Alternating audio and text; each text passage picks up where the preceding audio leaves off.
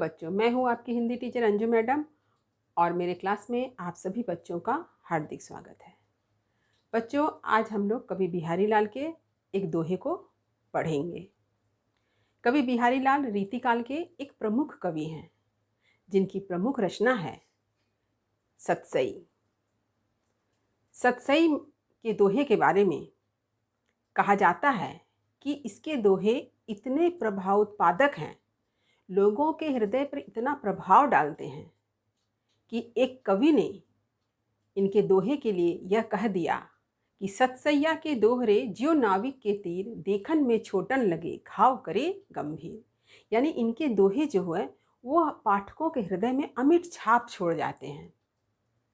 इनके दोहे अपार भाव राशि को अभिव्यक्त करने के कारण गागर में सागर कहलाते हैं।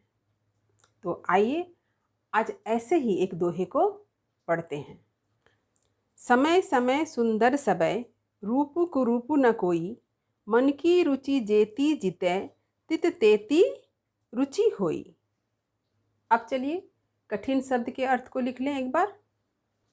कठिन शब्दों के अर्थ: समय समय माने समय समय पर, सबय माने सभी, रूपु रूपु का अर्थ होता है सुंदर, रूपवान, सुंदर, कुरूपु कुरूपु का अर्थ क्या हो गया? कुरूप, असुंदर, बदसूरत, रुचि रुचि कहते हैं पसंद को या आसक्ति, जेती माने जितनी, जीतै माने जिधर, तित माने उधर, तेती माने उतनी ही।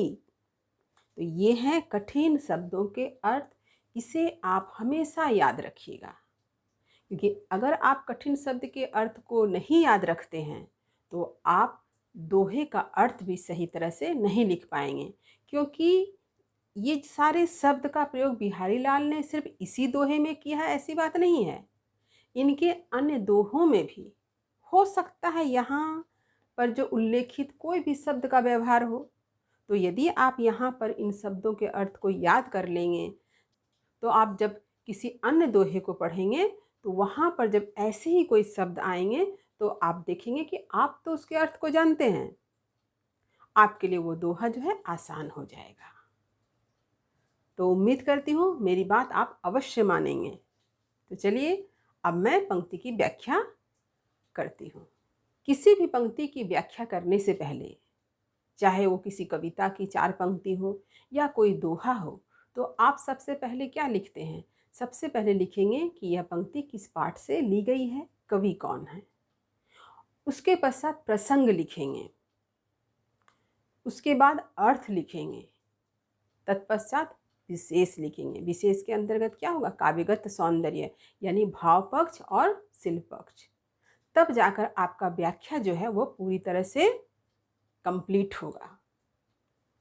और इस तरह से जब आप परीक्षा में व्याख्या लिखेंगे, देखेंगे आपको अच्छे से अच्छे मार्क्स मिलेंगे। लेकिन आपको अच्छे मार्क्स पाने के लिए पूरे दोहे को अच्छी तरह से समझना होगा, पूरी बात को परीक्षा की कॉपी में अच्छी तरह से प्रस्तुत भी करना होगा। तो यहाँ पर यहाँ आज मैं जिस दोहा को पढ़ा रही हूँ, इसका प्रसंग तब क्या है?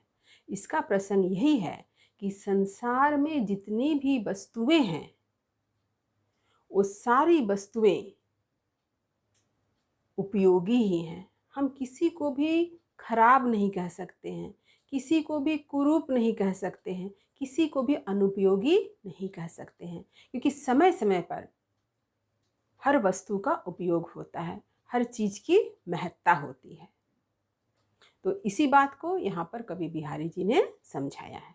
तो मैंने प्रसंग का उल्लेख कर दिया, अब मैं पंक्ति का अर्थ समझाती हूँ। समय समय सुंदर सबय, समय समय माने समय समय पर, सुंदर सबय, सबय माने सब, यानी समय समय पर सभी कुछ क्या होता है? सुंदर होता है।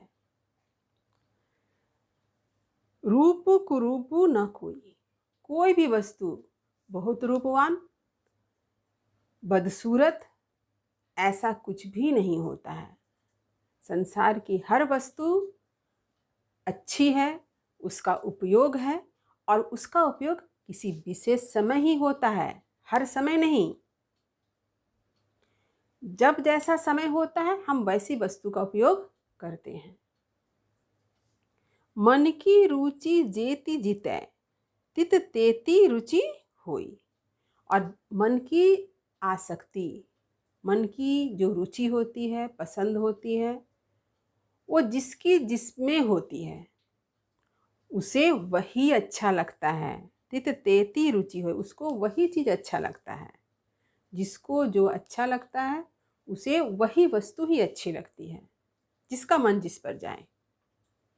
हो सकता है एक वस्तु आपको पसंद है, हो सकता वो वस्तु मुझे पसंद नहीं भी हो सकता है। मेरे पसंद ना होने से उस वस्तु का कोई उपयोग नहीं है, यह कहना गलत होगा। हर वस्तु की महत्ता है। हर व्यक्ति ही सुंदर होता है, हर वस्तु ही सुंदर होती है। हम लोग व्यर्थ ही किसी व्यक्ति वस्तु को हम लोग रूपवान, कुरूप इत्यादि कह देते हैं। जिसकी आंखें जैसा उस वस्तु को देखती है उसे वही वस्तु अच्छी लगती है। तो हम किसी वस्तु को जैसे देखते हैं वो वस्तु हमें वैसे ही दिखती है। एक वस्तु मुझे अच्छी नहीं लग सकती है, वही वस्तु किसी दूसरे को अच्छी लग सकती है। तो यहाँ हम लोग व्यर्थ ही किसी बात को लेकर विरोध करते हैं, लड़ते हैं, झगड़ते हैं। इसी बात को कवि बिहारी ने यहाँ समझाया है कि समय समय पर हर वस्तु जो होती है वो अच्छी होती है, क्योंकि समय समय पर हर चीज़ का उपयोग किया जाता है। जैसे हम लोग घर में जूता चप्पल पहनते हैं, तो जब बरसात आती है तो एक चप्पल पहनते हैं, और जब ठंड आती है तो एक और दूसरा चप्पल पहन लेते हैं। तो इसका अर्थ ये थोड़ी है कि बरसात वाला चप्पल ठंड में ख़राब हो गया और ठंड में जो पहनते थे जो वो चप्पल बरसात के दिनों के लिए ख़राब हो गया। नहीं, दोनों की उपयोगिता है। हर वस्तु की उपयोगिता, जैसे ठंड आती तो स्वेटर पहन लेते हैं, वर्षा में हम लोग बरसाती पहनते हैं, रेनकोट। दोनों का अपने अपने जगह पे महत्व है। इसी बात को यहाँ पर कवि बिहारी जी ने समझाया है। और मुझे लगता है कि मैंने भी जो उदाहरण आपको दिया है इससे भी आपको ये बात स्पष्ट हो गई होगी कि समय समय पर सब जो है हर चीज़ सुंदर होती है। कोई भी कुरूप या रूपवान नहीं होता है। जिसकी रुचि जिसमें जैसी होती है उसको वह वस्तु वैसे ही अच्छी लगती है। तो अब चलिए मैं इस दोहा का विशेष लिखवा दूँ। विशेष पहला, यह कवि बिहारी का नीतिपरक दोहा है, नैतिकता की शिक्षा दी गई है। दूसरा, कवि बिहारी ने इस दोहे में जीवन के व्यवहारिक सिद्धांतों और अपने जीवनानुभव को व्यक्त किया है। तीसरा, मानव मन की वृत्तियों का विश्लेषण किया गया है। चौथा, संसार की हर वस्तु का समान महत्व है उसकी उपयोगिता के आधार पर। पांचवा, कवि रहीमदास जी का दोहा उदाहरण स्वरूप प्रस्तुत किया जा सकता है। अब मैंने जो उदाहरण आप लोगों को दिया है समझाने के लिए, कॉपी में लिखने के लिए नहीं, लेकिन यहाँ पर यह जो उदाहरण है इसे आप कॉपी में लिख सकते हैं। रहीमन देखी बड़ेन को लघु न दीजय डारी, जहाँ काम आवे सुई कहा करे तरवारी। तो दूसरी पंक्ति है, इसको ध्यान दीजिए कि सुई और तलवार ये दो वस्तु है। आप सुई को कह सकते हैं छोटा और तलवार को कह सकते हैं बड़ा, तो ये गलत होगा। दोनों का ही अपना अपना महत्व है। कपड़ा सिलाई करना है तो सुई की ज़रूरत पड़ेगी, वहाँ तलवार से काम नहीं होगा। और शत्रु का सामना करना है, युद्ध में जाना है तो आपको तलवार रखना होगा। तो दोनों वस्तु का अपना अपना महत्व है। कोई भी अच्छा और कोई भी खराब, कोई भी छोटा या कोई भी बड़ा नहीं है। छठा देखिए, प्रस्तुत दोहा में स वर्ण की आवृत्ति से समय समय सुंदर सबय। देखिए यहाँ पर ये स वर्ण जो है ये समय समय सुंदर सबय, ये चारों में स वर्ण की आवृत्ति हुई है।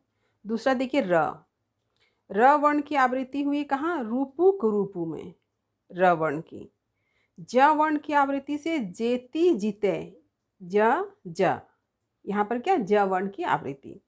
और त वर्ण की आवृत्ति से तित तेती, यहाँ पर भी देखिए त और त।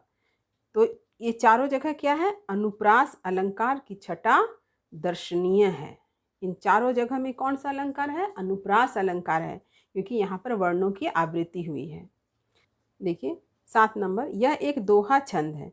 इसके 4 चरण होते हैं।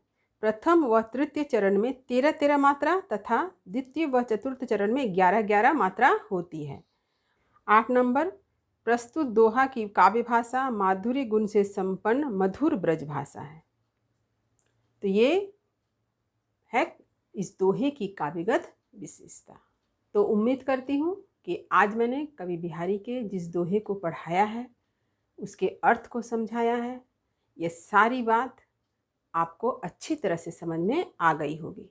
आप परीक्षा में किसी भी दोहे का, कविता की किसी भी पंक्ति का, कहानी की किसी भी पंक्ति का जब आप व्याख्या करेंगे तो इन सारी बातों को याद रखेंगे कि मैंने आपको व्याख्या करने के कौन कौन से पॉइंट बतलाए हैं।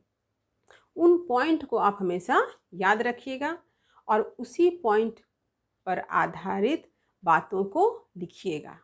तो उम्मीद करती हूँ कि आज मैंने दोहे की व्याख्या को जिस तरह से प्रस्तुत किया है वह आपको भली भांति समझ में आ गया होगा। तो इस वीडियो को अधिक से अधिक लाइक करें और अधिक से अधिक पढ़ने वाले बच्चों में शेयर भी अवश्य करें। जो बच्चे चैनल पर नए हैं वो चैनल को सब्सक्राइब करना ना भूलें, ताकि हर वीडियो का नोटिफिकेशन उन्हें समय समय पर मिलता रहे। तब तक पढ़ते रहिए, जीवन में आगे बढ़ते रहिए। मेरी शुभकामनाएं आप सभी बच्चों के साथ है। धन्यवाद।